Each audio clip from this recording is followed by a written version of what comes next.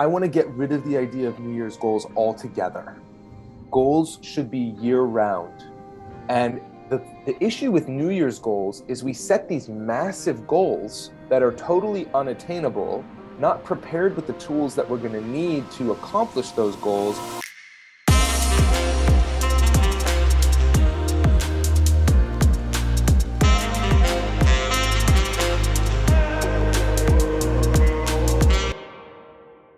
Welcome to Make Today Well Lived, the podcast. I'm Allie Norman Franks, Beverly Hills High School wellness counselor and the founder of the Norman Wellness Center. We're happy you joined us for season 2, episode 1, One Goal at a Time, Resolutions for Healthier and Happier Living. Today's guest is Ryan Weiss, who is a Beverly alum. He is one of LA's premier life coaches, a certified Kundalini yoga and meditation teacher. He helps people accomplish their big goals at work, in relationships, and with their health by becoming centered in their confidence, creativity, and power. Our hosts are Norman peer counselors May Cohen and Kate Lewis. My name is May Cohen, and I'm a senior and a peer counselor at Beverly Hills High School. And we were just wondering what work you do to help yourself and other people live their best lives. Beautiful question. Well, thank you. And it's a pleasure to meet you both. And before I answer your question, I just want to say it's so cool to be with my alma mater, with Beverly Hills High School. And I wish this existed when I was there. And I really, really needed it. And I hope as many students as possible are focusing on their mental and emotional health. I wish I had these tools when I was your age.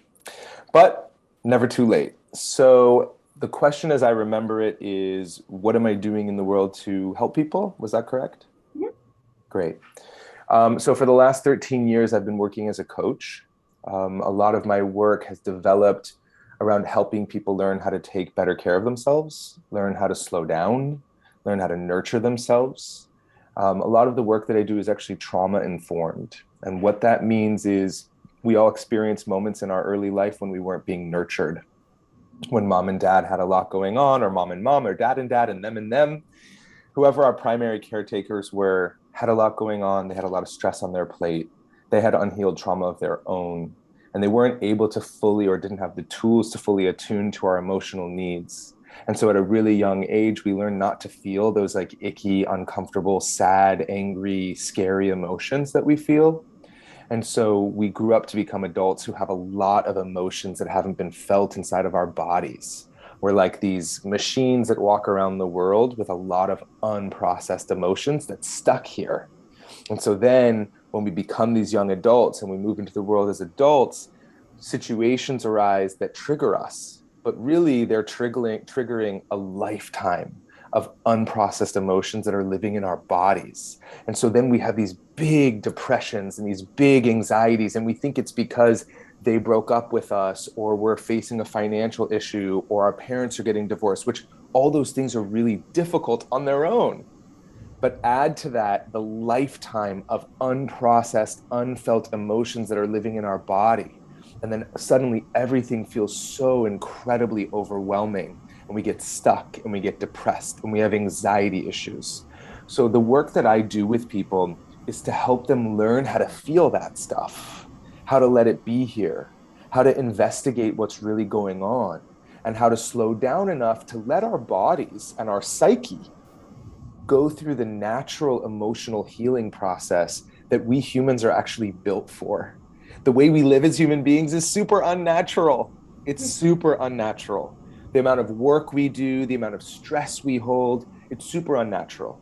So I'm trying to help people slow down enough to let their body, mind, and spirit move into more natural ways of healing. I'd say that's the best way I know how to talk about my work, and I could talk about it for an hour, but I'll just leave it there for now. Does that make sense? Do you have any questions about that? No, not really, but I definitely completely understand. Like, there have been so many moments where I have, like, something has triggered me, and then a whole, like, bottle almost of, like, unprocessed emotions have flown out because of it. And it's resulted in me getting unnecessarily angry at people who technically did nothing wrong. So I can, like, really understand that on more of, like, a personal level. Yeah, thank you for sharing that. So we want to know what inspired you to become a personal coach. Great. So I actually did theater at Beverly. Beverly actually saved my life, by the way, as like a young queer boy, because I don't know if you know this, but in 1994, when I was 10 years old, there was a massive earthquake in LA. And because of that earthquake, we moved from Tarzana into Beverly Hills. That was already a wild experience because moving from Tarzana into Beverly Hills was a shocker.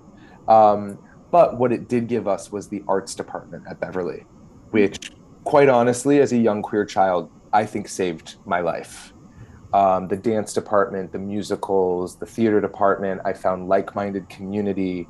Um, and I was also really good at it. And I ended up leaving high school, going to college for musical theater. And my freshman year of college, I booked this Broadway show called Wicked, and performed in Wicked on Broadway for about 3.5 years. And then moved into the business of entertainment back here in LA, producing, agenting.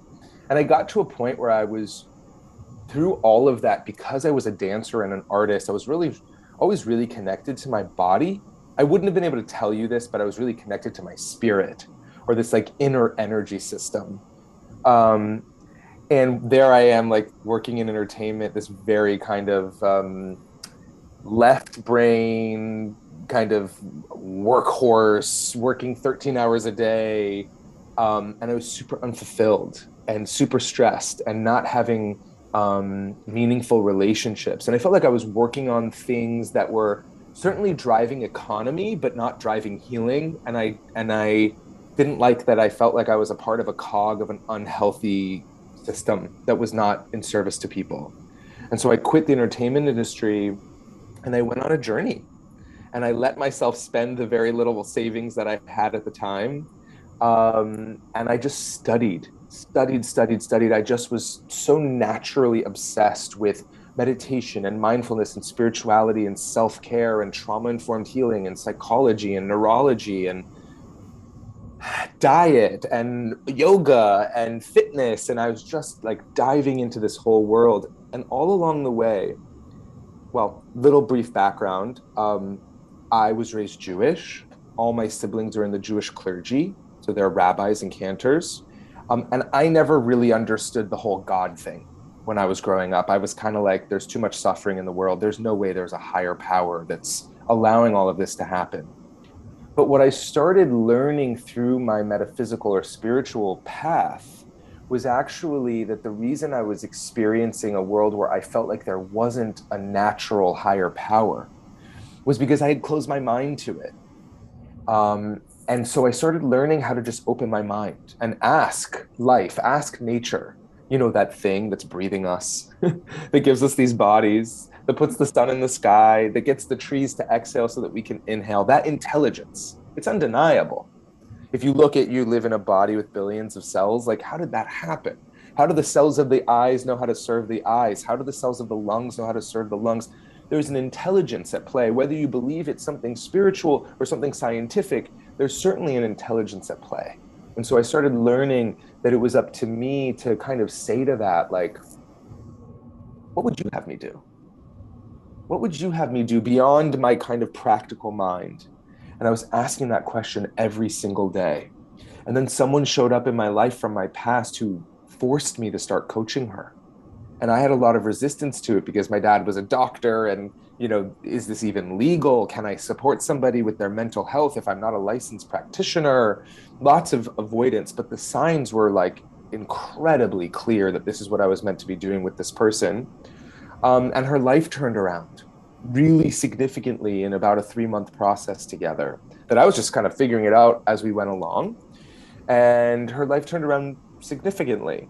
And so her friends started calling me, and then their friends started calling me. And all of a sudden, I had a pretty thriving coaching practice. So I wouldn't say that I decided I was going to do this with my life, but I was kind of following the breadcrumbs, following the passion, following what felt like my purpose, not really knowing how it was going to unfold, but trying to trust the process along the way. That's great. So this month is Norminade's goal setting month, and we would love to pick your brain as to how to learn how to successfully set goals.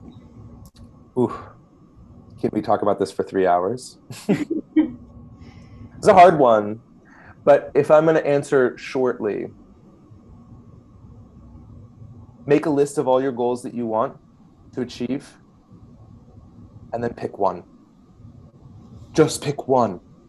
Because picking 2, 3, 4, 5, 6, 7, 8, 9, 10 is overwhelming, will increase and stoke your anxiety, and the likelihood of you even achieving one will go out the window. Especially for a high school student, you already have so much on your plate, so much unnatural on your plate already. So I would set one goal. List them all out. Choose one. And then break that goal down into, so here's how I would do it. Let's say let's ask you, what's one of your goals? I would say one of my goals is to focus on myself and do more self-care for myself. Okay, great. What's one self-care practice that you want to commit to? Probably just taking more breaks in between work and just really having time to focus on myself rather than trying to please everybody else. You're breaking up with your codependency, aren't you? Yeah. Beautiful. That's hard to do, by the way. Right? Codependency is I abandon my own needs to care for the needs of others.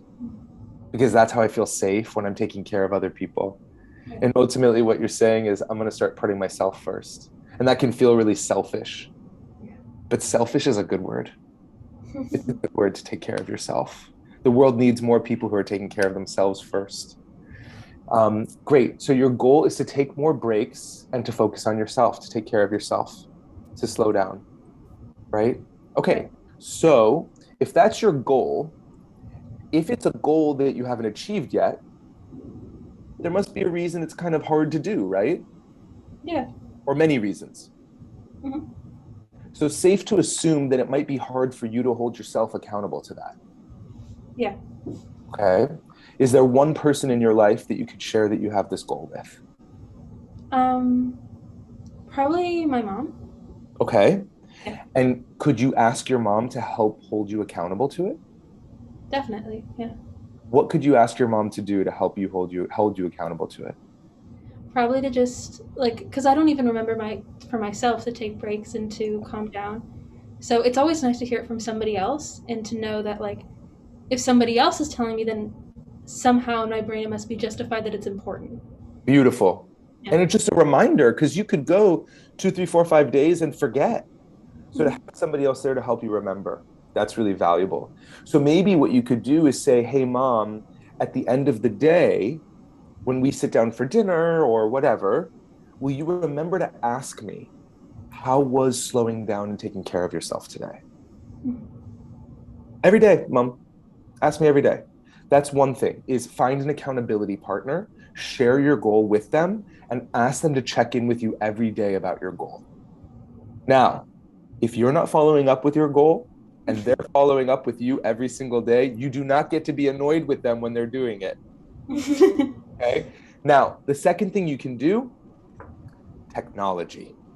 There's my little sanctuary logo. Technology has a lot of pitfalls and a lot of damage to our mental health, but it also can be a great tool to help us stay accountable to our goals.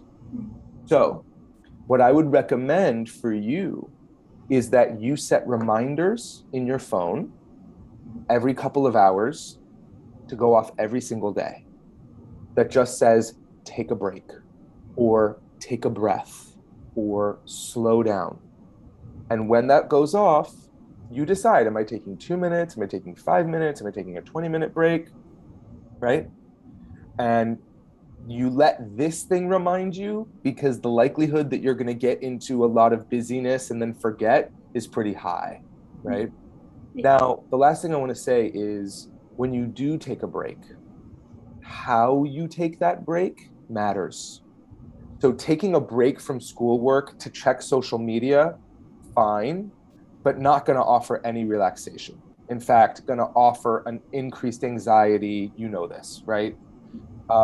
Taking a break to watch television, great, not going to give you relaxation. Taking a break to go outside and feel the sun on your face and close your eyes and for 3 minutes take deep breaths, that's going to do a number on you. Yeah. So how you take that break really matters. Is that helpful? Yeah. And speaking of like New Year's goals and accomplishing them, do you have any suggestions that would make it easier for us to accomplish our New Year's goals? I want to get rid of the idea of New Year's goals altogether. Goals should be year round.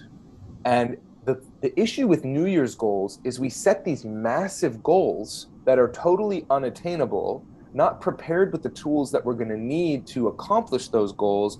And then the moment oh, yeah, here's one tool. Okay. Here's one tool. If you're setting New Year's goals or any goals, expect yourself to fail. When you set the goal, expect yourself to fall off the horse. Okay? You're gonna mess up. You're a human being, you're fallible. If it was easy, it probably wouldn't be very worth it, right? If it was easy, you'd already be doing it. So when you set a goal for yourself, expect yourself to fail. So if your goal is to meditate for 20 minutes every day and put on the Calm app or whatever and meditate for 20 minutes every day, and then a day comes and it's only January 3rd and you've already missed your meditation, watch out for the I suck, I can't get anything right, I can never accomplish any goals. Instead, I want you to say this: of course, I missed my meditation today. I've been running like a mad person for 16 years. My mind is so busy. I get distracted so easily. Of course, I miss my meditation. I'm going to try again now, or I'm going to try again tomorrow, right? The reason I don't like the New Year's goals is because instead of thinking about like these massive goals, let's think about like what's attainable right now. And if let's say you have one new goal per week, not too much, per week, one. At the end of a year, how many goals have you hit? 52. But if you start a new year with 10 new goals and you fall off of them because it's too much, how many goals have you hit at the end of a year? 0. And that's how most people live their lives. They think growth is this big, massive thing that has to happen overnight. I'm telling you, growth happens based on what are your daily activities, right?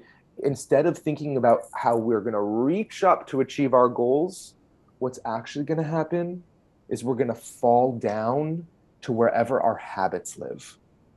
Our habits are going to build our life. So if I can slowly build habits that move more in the motion of my mental and emotional health, 1 year from now, I'll have 365 days of practicing, even if it was just 2 minutes a day of closing my eyes and taking a breath. That will make a huge difference in your life a year from now.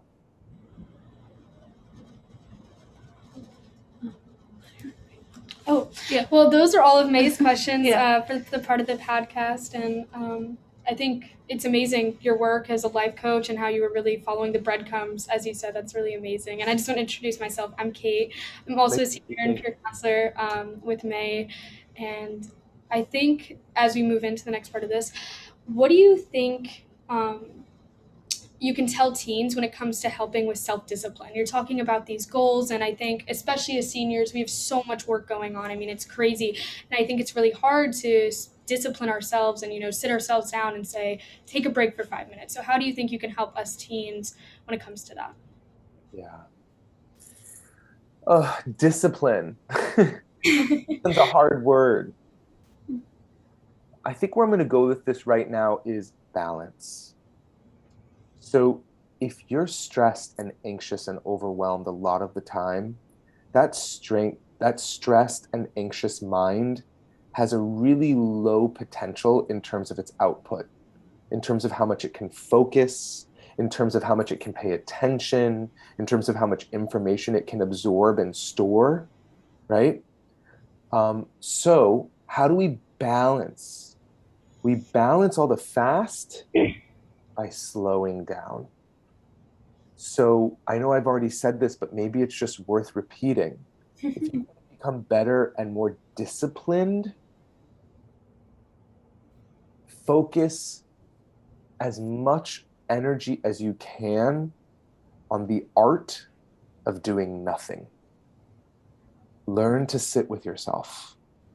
Learn to sit in the silence. Learn to just sit and close your eyes and be with yourself. Learn to hold yourself and tell yourself, I love you. I support you. You matter to me. You are important. You are important in this world. Love yourself the way you're wanting to be loved by others. That is, if you can just spend a couple minutes a day giving yourself the opportunity to relax and feel loved, it'll do wonders to put your brain in a more healthy place so that when you do have work to do, you can actually focus and follow through. That's amazing, really. And I think it's really important that you said, take a few minutes to be with yourself. And I think what gets scary, at least for me, I think when I sometimes spend time with myself, I can go to a negative place. So what do you think the best thing is to combat like self-sabotage? What do you think is the best way to tackle that? Yeah. Well, I think you just answered it.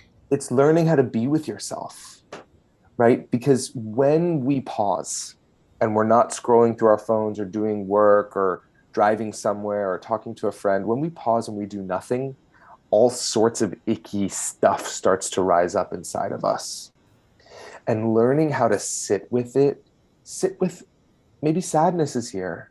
Maybe anger is here. Maybe jealousy is here. Maybe resentment is here. Maybe fear is here. Maybe fear about my future is here. Maybe doubt is here. Maybe anxiety is here. Maybe insecurity is here. Maybe the ways that I judge my body is here. Maybe the ways I'm worried about that other person are here. Whatever it is, I would ask you to just say to yourself 2 questions. 1 question, 1 statement. The question is, what do I feel right now? Feelings are not thoughts. So I feel like he doesn't like me, not a feeling. But if that's the thought, well, how does that feel? Oh, that feels sad. Or, oh, that feels lonely. Feelings are 1 word. It feels lonely, right? So the first question, what am I feeling right now? And just feel it. And then the statement you follow it with is this. This gets to be here. So if it's sadness that I notice it's happening in my body or in my heart, I just say to this sadness, or I say to myself, this gets to be here. This sadness gets to be here right now. I'm okay. I can sit here with this. Does that make sense?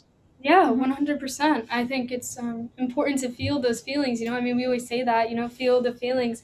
I think what gets scary is when we feel those feelings, we're feeling really vulnerable. And sometimes we can feel stressed and anxious, especially when the feelings come about, when you actually start processing them. So what do you think is the best way to feel the feelings, but then also don't become too stressed or overworked or too anxious about feeling them? Yeah, it's a great question.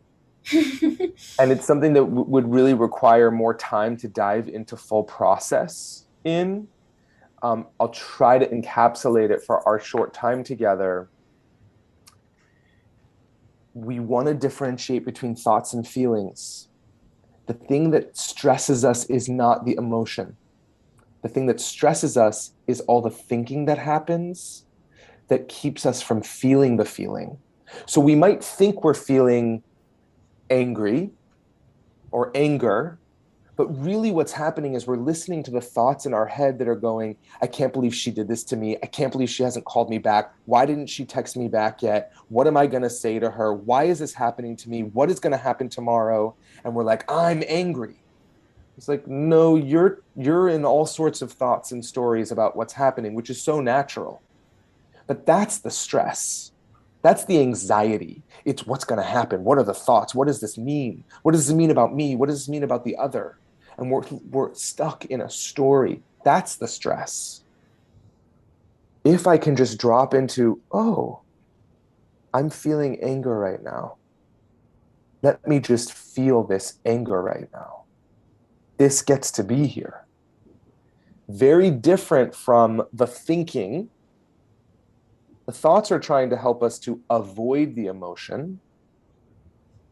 If I can instead just drop into my body and feel the feeling, and I say, this gets to be here, I remove the stress. The stress comes from, I'm having a feeling that I shouldn't be having. That's the stress. The freedom comes from, I'm having a feeling, and feelings are normal, and feelings are human. And I do have feelings, and some of my feelings feel really great, and some of my feelings feel really crappy, and that is so normal. It just feels abnormal in a culture of toxic positivity that only celebrates this like smile, I'm good, everything's fine, but meanwhile deep inside I'm crushed. But I'm afraid no one will like me, no one will love me if I'm just honest and say, I'm having a really hard day today. I'm feeling a lot of sadness in my heart. I had an argument with my mom and she said something really mean to me and I'm feeling a lot of sadness right now. Or I didn't get into the college that I was really hoping for, and I'm really mad at myself for not working harder at the SATs. Or this person said something to me that was really unkind, and I'm feeling a lot of insecurity in my heart, right? If we can just be present to what we're feeling, the stress vanishes. It might take time to understand what I'm saying, but if you can practice just normalizing feeling, and now here's the other thing I'm going to say, because y'all are in relationship with each other. The best thing to offer somebody when they're in pain, when they've experienced some kind of trauma or challenge or lack of nurturing in their life, the best thing you can do for them is not coach them, not fix them, not tell them, you should try this meditation, you should read this book, or, you know what, it's going to get better. Oh, but you're so beautiful, it's all good, it's going to be totally fine. None of that is helpful. What someone needs when they're in pain is a safe space to share what they're experiencing and validation of their experience. So if I'm having some kind of a heartbreak and I share with you, my heart is broken, this is what happened, I don't need you to say to me, you're going to be fine, you're so much better than that person, it's all going to get better. That's an invalidation of what I'm experiencing. Instead, what I need for you to do is say, wow, Ryan, I hear that you're really heartbroken. And that must feel really sad. And I'm so sorry that's where you're at right now. And I'm here for you. What you're then telling me is that I'm safe to feel whatever it is that I'm feeling, and it's not going to make you go away. That you can be here with me in the hour of my pain, and then I feel connection, even though I'm feeling sadness or pain or anger or whatever. That's the best gift you can give me. And if y'all as students can support each other in normalizing the feelings and just holding space and being present and validating each other's experience, it'll do wonders. That's great. I think it's so important to be there for each other. I know I try to be there for May as much as I can, and she does the same to me, and I think that's really great. And I just want to thank you before we wrap this up. I want to thank you for coming on. So thank you so much for coming back to Beverly and doing this podcast with us and talking about mental health. It's really, really important, and I'm so glad that we have the opportunity to do this through Norman Aid. So thank you, Ryan, genuinely. And I just want to wrap this up with one last positive question. You've been talking about goals and goal settings and how they are really, really important. So what's one goal that you set for yourself and that you accomplished? This past year? I think just in general, just a goal that you really worked hard and it meant a lot to you. Wow, there's so many. I'm going to use like kind of like a meta one. Ooh, okay. I'm ready. I wanted to become a fantastic listener. That was really important for me, was to become a better listener. And so I set up little tasks for myself. Like when the phone would ring, I would pause and say, I'm a listener. I'm going to listen. I'm going to listen. And then on the phone call, when I'd notice I wanted to jump in with something, I'm just going to listen. I'm just going to listen. And I'm going to wait until it's time for me to speak. And why I love that goal so much is I have such beautiful relationships in my life now with people who really feel seen and heard by me and who do the same for me. That's amazing. Really, I think that's always what we want. We want to be heard and we want to be seen and we want to feel important. I think that's really important. That's really great. Yeah. Do you have anything else that you want to add or say? I just want to thank you, Kate and May, for doing what you're doing. I mean, what a gift you're providing your fellow students, and what a gift you're providing yourself. What I've learned in my years, I cannot believe I've been out of high school 19 years now. It's a long freaking time. You don't look a day over 20, I promise. It's the both. No, it's all the water I drink, actually. Is that in high school and then in college, and then when you get your first job, there's so much noise about how the most important thing is that you get into the best college, and from the best college you get the best job, and from the best job you make the most money, and from the most money you get the great house and the partner and the family and the life, and then once you have that all, you're going to be happy. And I'm going to promise you that that's pardon me, am I allowed to say that? I don't know if you're allowed to curse. Right. Okay. You can bleep it out if you need to. The number of human beings who have focused on that as a priority of their life are either no longer on this planet because of depression and suicide, or are sleeping with a bottle of alcohol next to their bed. I mean this. I know I'm being really intense right now. The people who have focused on finance as the bottom line, thinking that it's going to make them happy at some point in their future, are people who are not happy, who are living in depression and anxiety. If you can, and great, like, go to work, be somebody who's a positive force in the economy, get great grades, but balance all of that with your personal development. Balance all of that with time in nature.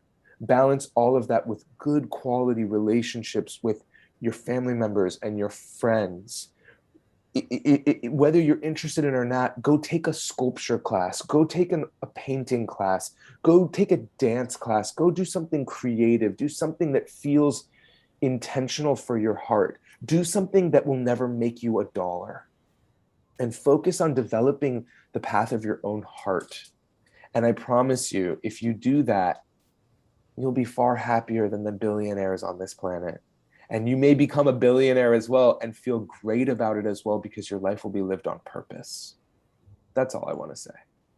Oh, that's amazing. And it brings back to your center idea of balance, really, of just like balancing, work life, personal life, your happiness versus finances. And I think that's a really great center point of just balance. I think that's really what we're all trying to achieve. Yeah. Beautiful. The last thing I'll say is it always gets better.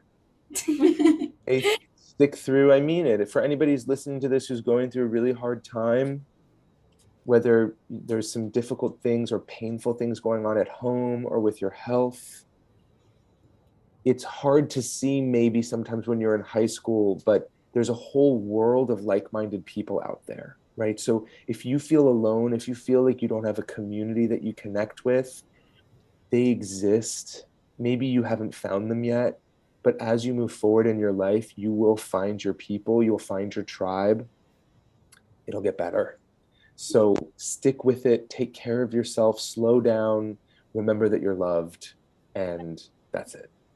Thank you. Thank you so much. Thank you, Ryan, for being a guest on our show. We want to give a huge thank you to our monthly aid sponsor, Michael J. LeBeau, and a thank you to BHHS PTSA for supporting our podcast.